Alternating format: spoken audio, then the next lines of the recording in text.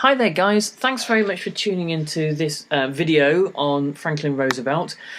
It's part of a series I'm doing on kind of reappraising and looking at significant historical figures, significant historical events, and trying to develop a little bit of complexity.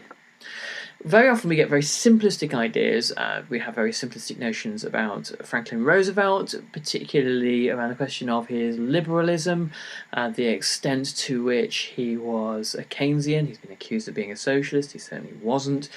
And the extent to which he was the benign figure that we all popularly see him as in novels and movie programs and TV programs and movies and that sort of thing. Well, he is a lot more complex than that. Franklin Roosevelt was not a figure of the left. He was not a socialist. He was not seeking to do anything to capitalism during the 1930s other than to bolster it. The New Deal is not really a fully Keynesian idea. Roosevelt was aware of Keynes's arguments, he was aware of Keynes's principles, and he was happy to adopt whatever was going to stabilise American capitalism. Later in the 1930s, there seems to be a move during the Second New Deal. There seems to be a move towards greater social democracy, but by and large, Roosevelt's worldview was not significantly that far away from Herbert Hoover, his predecessor. They both had similar views on individualism, hard work, thrift. Roosevelt did believe that too much state welfare would make people dependent on the state, and he did believe that during the first New Deal that by and large it was best to encourage people to get out and work as soon as possible. Roosevelt is slightly more pragmatic in the solutions he's willing to offer. But if you look at Hoover, Hoover begins to move towards state intervention in 1932, but it's too little too late.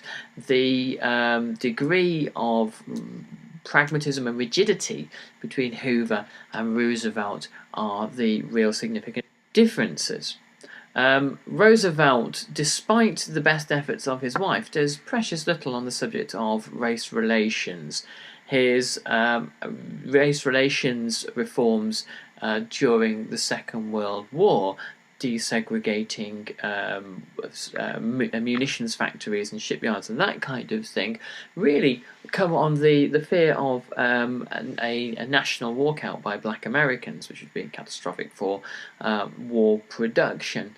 But by and large, he is content to leave the South alone. His personal view is that is not necessarily animated against black people, but he was known to make occasional racist comments, as most white presidents of the day were known to as well. Harry Truman and following him being a particular one in point. Roosevelt believed that probably the solution to the violence in the Deep South and lynching and that kind of thing would be the gradual enrichment of America through the workings of free market capitalism, making sure that the whole country and everyone in it gradually got better off. And if the South could become less impoverished, then surely it would have an impact on race relations. There would be less competition for jobs, less competition for resources, and everyone would be happier. Now, this isn't to kind of paint Roosevelt as a kind of a callous and indifferent individual either. Again, that's an oversimplification.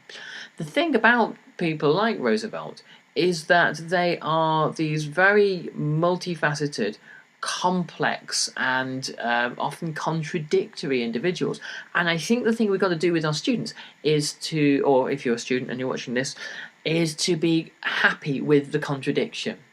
To be happy looking at a complicated character, just as someone like Winston Churchill or Bismarck or somebody like that is a complicated and often contradictory figure, and that this is pretty standard for human beings in general, and we normally create these very simplistic models when we're talking about history, which we must avoid.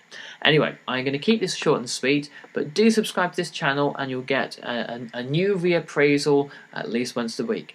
Thanks very much for subscribing, and I'll speak to you soon. Bye bye.